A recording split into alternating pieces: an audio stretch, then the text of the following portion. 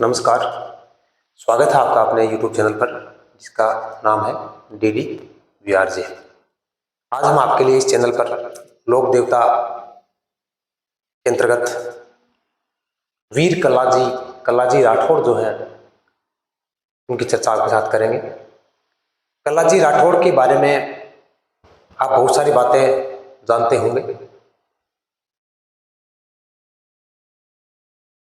मैं थोड़ी सी चर्चा इनके ऊपर आपके साथ करता हूं।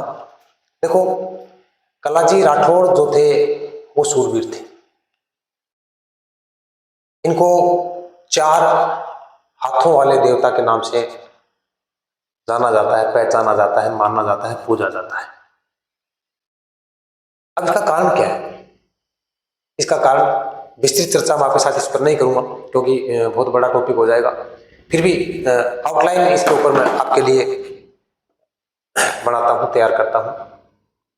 देखो, चित्तौड़गढ़ दुर्ग की चर्चा आपके साथ इस पर करनी पड़ेगी क्योंकि चित्तौड़गढ़ में जब तीसरा साका हुआ था उस समय वहां के महाराणा थे उदय सिंह।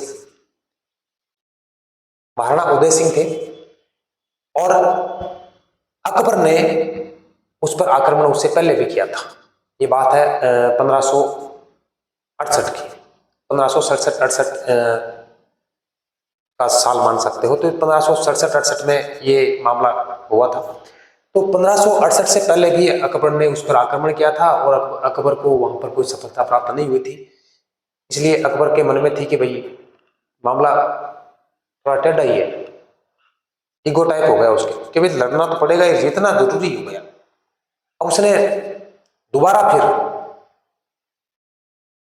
दोगुनी तैयारी के साथ उसने उस पर आक्रमण करने का प्रयास क्या किया वो उस मनसा बना ली भी करेंगे। तो अब इस बार जो है वो अकबर जो है एक तोप साथ में लेकर आया। तोप, अभी चित्तौड़गढ़ दुर्ग है, उसकी एक कहावत है कि यदि आप उसको ऊपर मुंह करके देखते हो तो आपकी पगड़ी नीचे गिर सकती है, इतना ऊंचा हो।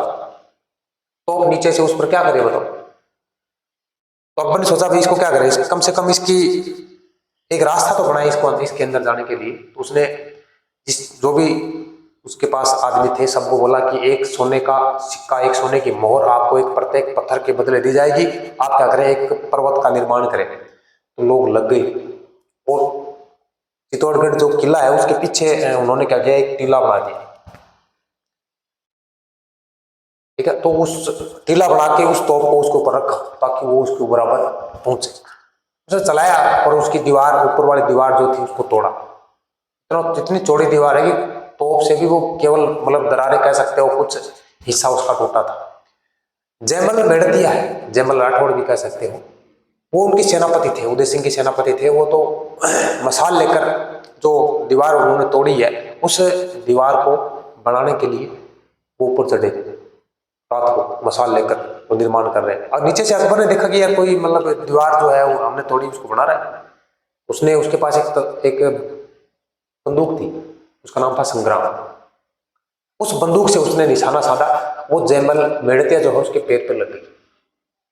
पैर पर लगी भाई, पैर में लगा, वो घायल तो नहीं, घायल हो गया।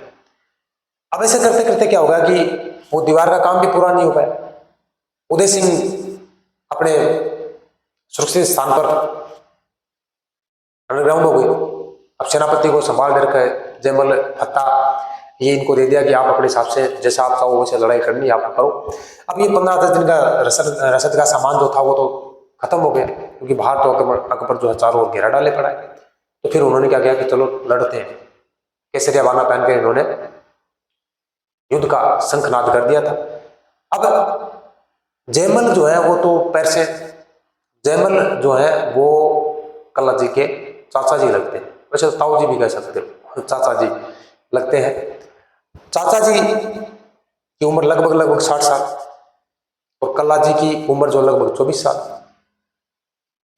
अब जयमल भी देखो वैसे तो शूरवीर था, अब पैर से घायल था पर लड़ने का मन कर रहा है कि लड़े।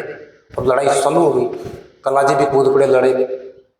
कल्लाजी ने चाचा जी को देखा, यार सेनापति अपना है वो तो मन से अंदर से तैयार है पर शरीर साथ नहीं दे रहा। पूछा, बोलो, लड़ाई तो मैं भी 2-4 को मैं भी मारना चाहता हूँ कम से कम, ऐसे पड़े पड़े तो मैं ही मरूंगा। तो उन्होंने सोचा कि भाई चलो क्या किया जाए।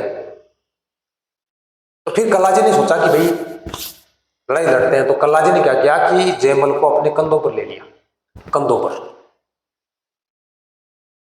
लेके तो दो तलवार उनको दे दी, दो आपके पास चार हाथ हो गए, इसलिए चार हाथों के देवता कहा जाता है। दो सर हो गए, दो सर वाले देवता भी कहा जाता है, दो सर वाले देवता भी कहा जाता है, ठीक है। और दोनों लड़ाई करने शुरू कर दी, दोनों ने लड़ाई, और चार हाथ चल रहे हैं, चार तलवार चल रही है साथ में, और कूद रहे हैं। अब अकबर ने सुना था कि भाई यहाँ के देवी देवता जो होते हैं उनके क्या होते हैं, मतलब सामान्य जो हाथ होते हैं तो वो नहीं होते, ज्यादा होते हैं, कम होते हैं, इस प्रकार से सुना था उसने। वो सोच रहा यार ये मतलब वो देवता लड़ रहे, अचंभित हो गए। फिर काफी समय लड़ने के बाद उन्होंने कई व्यक्तियों को मारा, कई उसकी सेना के व्यक्तियों को घायल कर दिया, मार दिया, खुद भी घायल हो गए। तो कलाजी ने ये सोचा कि चाचा जी घायल हो गए, थोड़ा सा इनका इलाज करते हैं, क्योंकि पहले से भी घायल थे, तो इलाज करने के लिए उनको नीचे उतारा। और दूसरी बात ये भी हो सकती है कि भी कंधे पर लेकर लड़ रहे थे तो थक भी गए होंगे, तो थोड़ा सा आराम कर ले। तो पीछे से कोई उसकी अकबर की सेना का कोई सैनिक है, उसने उनका सर कलम कर दिया, और सर कलम करने के बाद भी वो काफी देर तक लड़ते रहे दोनों हाथों से तलवार लेके। इस सूरवीरता के कारण उनको हम क्या करते हैं, इस वचनबद्धता के कारण, इस सूरवीरता के कारण लोग जो है उन्हें देवता के रूप में पूजते हैं, लोग देवता के रूप में पूजते हैं। हमारे राजस्थान में, मध्य प्रदेश में, गुजरात में पूजे जाते हैं, ठीक है। बाकी विस्तृत चर्चा जो है इसकी और आगे जो बड़ी चर्चा होगी वो करेंगे जब हम दुर्ग और किले पढ़ेंगे, तब चित्तौड़गढ़ दुर्ग पर जो चर्चा आएगी उस समय इनकी चर्चा करेंगे। अभी चलते हैं हम आज के इस टॉपिक की तरफ, जिसका नाम है वीर कल्लाजी, यानी कल्लाजी राठौड़, वीर कल्लाजी राठौड़, ये है अपना आज का टॉपिक, ठीक है। अब देखो, नंबर 1 है जन्म की बात। जन्म हुआ विक्रम संवत 1601 में, इसको आप 1544 ईस्वी बोल सकते हो भाई साहब, 1544 ईस्वी में। और सामियना, सामियना मेड़ता नागौर, ये तो गांव का नाम है भाई, और मतलब मेड़ता नागौर में हुआ था। मेड़ता, अब मेड़ता का देखो कनेक्शन मीराबाई से भी है, मेड़ता का कनेक्शन मीराबाई से भी है, और मीराबाई के दादा का नाम है राव दूधा, ठीक है। इसमें हुआ, कब हुआ, विक्रम संवत 1601 में, मेड़ता नागौर में, और 1544 ईस्वी में, ठीक है। उपाख्यान, मतलब इनका जो उपाख्यान जो है, मतलब इनको सबसे ज्यादा जिस नाम से जाना जाता है वो है चार भुजा वाले लोक देवता। चार भुजा वाले लोक देवता जो है इनका सबसे ज्यादा प्रचलित जो नाम है वो है, इनके पिता का नाम जो था वो था आस सिंह, कई जगह लिखा है राव अचल सिंह, और ये यहाँ के क्या थे, इस गांव के, इस स्थान के शासक थे कह सकते हो, ठीक है।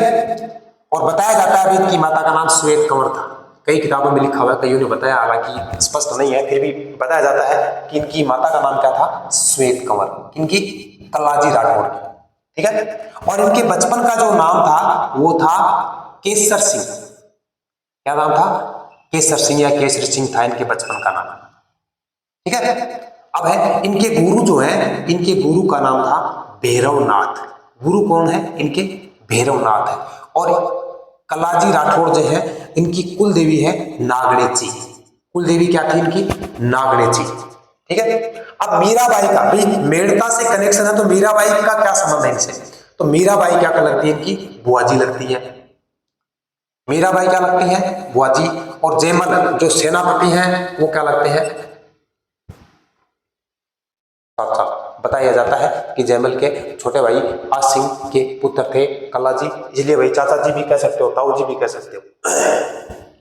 अब बात है तीसरे साके की, और ये साखा हुआ था लगभग 1567-68 में, 1568 में हुआ था। तो 1567-68 में चित्तौड़ के तीसरे साके, कौन सा साका भी ये पूछा जा सकता है, तीसरा साका, इसमें अकबर ने आक्रमण किया था चित्तौड़गढ़ दुर्ग पर, और किसके विरुद्ध? उदय सिंह के विरुद्ध। और इस युद्ध में ये कल्लाजी जो है ये उतरे और चित्तौड़गढ़ का जो दुर्ग है उसमें एक दरवाजा है जिसका नाम है भैरव पोल। दरवाजा का नाम क्या है? भैरव पोल। इस भैरव पोल के पास ये क्या हो गए? वीर गति को प्राप्त हो गए। मतलब तीसरे साके के दौरान अकबर से लड़ते हुए और भैरव पोल जो है इस भैरव पोल के पास या इसके अंदर ये क्या हो गए? वीर गति को प्राप्त हो गए। इनकी छतरी जो है वो कहां पर है? इनकी छतरी है चित्तौड़गढ़ दुर्ग में है। चित्तौड़गढ़ दुर्ग में क्या है? इनकी छतरी है। ठीक है भाई, यहां तक कोई दिक्कत नहीं है। तो आप ये बता सकते हो कि ये मेड़ता के थे। तो रावदूता के संबंध के बारे में चर्चा कर सकते हो। रावदूता कल्लाजी की क्या लगते हैं? मीरा बुआ जी लगे जना, रावदूता जी क्या लगे क्या बता। अब देखो कल्लाजी की शादी सगाई होगी, सगाई होगी और बताया जा रहा है कि कल्लाजी की शादी की है शिवगढ़ का राव कृष्णदास सिहाबा की पुत्री है, देखो नाम हो कृष्णा। कृष्णा कांता भी है नाम, कृष्णा कांता, कृष्णा कांता इनके साथ तय हुई। अब शादी के लिए ये चले गए थे, बीनबान बन के चले गया और बीनबान बन के बट जाके तोरण वगैरह मार दिए हो बट भी टाइम में तोरण फेरा फेरा खोल लिया भाई, शादी हुई नहीं। बीच में जब तोरण वगैरह मारा माड़ा वगैरह को प्रोग्राम चल रहे हो जी टाइम अकबर आक्रमण करो, समाचार मिले और एक एक करो भटाऊ वरमाला लेके आ गया और वचन दे के आया कि मैं वापस आ रहा हूँ। हालांकि वापस पहुंचा को नहीं। इसके बाद क्या हुआ? ये भैरव पोल जो थे यहाँ पर युद्ध करते हुए वीरगति को प्राप्त हो गए। अब ये कृष्ण कांता जो है इन्होंने क्या किया कि इनके मरने के बाद इनके साथ क्या हो गई थी? ये सती हो गई थी। तो कल्लाजी की मृत्यु के बाद कृष्णा सती हो गई। कल्लाजी की मृत्यु के बाद कृष्णा क्या हो गई? सती हो गई। भैरव पोल चित्तौड़गढ़ जहां इनकी क्या हुई थी? मृत्यु हुई थी, कह सकते हो वीरगति को प्राप्त हुए थे। और सांबलिया ये कहां पर है? डूंगरपुर में। यहां पर इनके क्या है? मंदिर बने हुए भैरव पोल में। और सांबलिया डूंगरपुर जो है इसके अंदर इनके क्या है? मंदिर है। ठीक है। अब यहां पर इस स्थान पर सांप, कुत्ता, बिच्छू, भूत प्रेत का इलाज होता है। मतलब कोई सांप काट ले तो इलाज हो, कुत्ता काट ले तो इलाज हो, बिच्छू काट ले तो इलाज हो, भूत प्रेत कोई हुआ तो इलाज यहां पर किया जाता है। कहां पर? इस स्थान पर। ठीक है। अब अश्विनी शुक्ल नवमी को, अश्विनी शुक्ल नवमी को इनका यहां पर मेला भी लगता है। क्या लगता है भाई? मेला, मेला लगता है। ठीक है। अब ये पूजे कहां कहां जाते हैं? तो भाई पूजने के लिए गुजरात में है, मध्य प्रदेश है, राजस्थान, इन 3 स्टेट में ये ज्यादा पॉपुलर है, कह सकते हो प्रसिद्ध है। रनेला चित्तौड़ में, ये चित्तौड़ है ना, इनकी प्रमुख पीठ है। रनेला चित्तौड़ में इनकी क्या है? प्रमुख पीठ है। देखो कारण है इसका, एक कारण छोटा सा बता देता हूं। देखो जब ये उदय सिंह के पास आए थे उनकी सेना में कार्य ग्रहण करने के लिए, तब ये जो स्थान है रानेला भी बोलते हैं, रनेला भी बोलते हैं चित्तौड़ में। और यहाँ पर क्या होती? बगावत के सुर थे, मतलब उदय सिंह के विरुद्ध बगावत के सुर वहां पर चल रहे थे। तो उनको शांत करने के लिए या उस बगावत के सुर को शांत करने के लिए उदय सिंह, महाराणा उदय सिंह ने इनको जिम्मेदारी सौंपी थी कि आप जाओ और वहां पर क्या करो? इस बगावत को शांत करने का प्रयास करो या शांत करो। तो ये वहां पर गए थे तो उनको कईयों को लड़ा के, धमका के, बुला के, चपला के, क्या भी मतलब ये क्या हुआ? अपनी हर प्रकार की गतिविधियों को दिमाग से करते हुए वहां पर शांति स्थापित की थी। और फिर वो जो रनेला क्षेत्र है वो उदय सिंह, महाराणा उदय सिंह ने इनको दे दिया था कि भाई आप इसके स्वामी हो। इसलिए वहां के लोगों में इनकी मान्यता बहुत ज्यादा है। तो यहां पर क्या है? इनकी मुख्य पीठ है। ठीक है। इनके उपनाम की चर्चा करें। उपनाम, 4 भुजा वाले देवता, ये तो पॉपुलर है। 2 सिर वाले, अब 2 सिर वाले क्यों? 2 जने एक ऊपर एक नीचे, तो सिर 2 होगा, 4 भुजा होगी, तो 2 सिर वाले देवता भी कहा जाता है। योगी भी थे ये, योग साधना, योग करने वाले भी थे। और ये मैं कह सकता हूं चिकित्सक भी थे, औषधि का ज्ञान था इनको। शेषनाग का अवतार माना जाता है, इनको शेषनाग का अवतार माना जाता है। बाल ब्रह्मचारी थे क्योंकि भाई शादी पली पली, ठीक है। केहर, केहर भी कहा जाता है और कम धन भी कहा जाता है। तो भाई साहब मैं थाने यह पूछना चाहूँ कि केर को के मतलब है और कम धन को के मतलब है, वो थे मैंने बताओ, ठीक है ना। यह चर्चा जो है ये थी आपकी किसकी, कलाजी राठौड़ की। कलाजी राठौड़ की ये चर्चा आपके साथ मैंने की है। उम्मीद है ये चर्चा आपके लिए उपयोगी होगी और आपको समझ में आई होगी, ठीक है ना।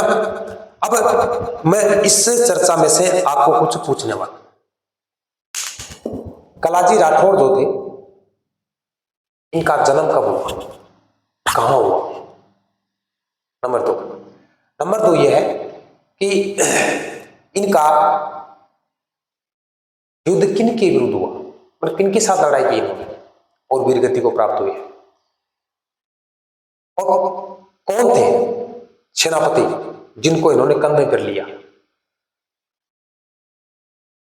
ठीक है। और उस समय चित्तौड़ के महाराणा कौन थे, उस समय चित्तौड़ के महाराणा कौन थे, और जिनको कंधे पे लिया उनका और इनका क्या संबंध था, उनकी उम्र कितनी थी, इनकी उम्र कितनी थी, मीराबाई के साथ इनका क्या कनेक्शन है, क्या संबंध है, मीराबाई के साथ इनका क्या संबंध है। और एक दरवाजा है जिसका नाम मुख्य बताया जाता है कि इस दरवाजे के पास यह मंदिर भी है उसमें, तो कौन से दरवाजे में ये वीरगति को प्राप्त हुए थे, इनके उपनाम क्या है, इसके अलावा इनकी शादी जो है इस राजकुमारी के साथ होना तय हुआ था। ये सब सारी चीजें जो है, और इनका मुख्य प्रधान पीठ जो है वो कहां पर है, वो आपको बताना है। इस प्रकार की चर्चा जो है, आपको जो भी चीजें इसके अंदर याद रहती हैं आपको कमेंट में बतानी है, ठीक है ना। तो अगले वीडियो में हम आपको के लिए कुछ लेकर आते हैं। देखो कई बार क्या होता है कि हमारा जीवन है, सबका जीवन है, सबके जीवन के अंदर मुश्किलें आती रहती है, और मुश्किलें जो हैं उनसे यदि हम घबरा जाते हैं, उनसे दूर हो जाते हैं, तो हम आगे बढ़ने का प्रयास नहीं करेंगे, क्योंकि मुश्किल क्या करती है, हमें रोक लेती है। तो हमारे अंदर इतना साहस, इतना जोश जुनून होना चाहिए कि मुश्किल जो है उसके ऊपर से पैर रखते हुए आगे चले जाए। इसके लिए मैं आपके लिए 2 पंक्तियां बताना चाहता हूं। जैसा सोचा है हाँ उससे बेहतर मिलेगा, जैसा सोचा है हाँ उससे बेहतर मिलेगा, वक्त आने पर देखना। जैसा सोचा है हाँ उससे बेहतर मिलेगा, वक्त आने पर देखना तुम्हें सब कुछ मिलेगा। वक्त आने पर देखना तुझे सब कुछ मिलेगा, हार मत मानना, हार नहीं माननी है, हार मत मानना जिंदगी की इस मुश्किलों से, हार मत मानना जिंदगी की इन मुश्किलों से, इन्हें पार करके ही तुम्हें तुम्हारा मुकाम मिलेगा। तो इन्हीं पंक्तियों के साथ हम आज की इस वीडियो को समाप्त करते हैं, विराम देते हैं। यदि आप चैनल पर नए हैं तो सब्सक्राइब करें, वीडियो को लाइक करें, शेयर करें, कमेंट जरूर करें, ठीक है। मिलते हैं अगले वीडियो में, तब तक खुश रहें, मस्त रहें, स्वस्थ रहें। प्रणाम।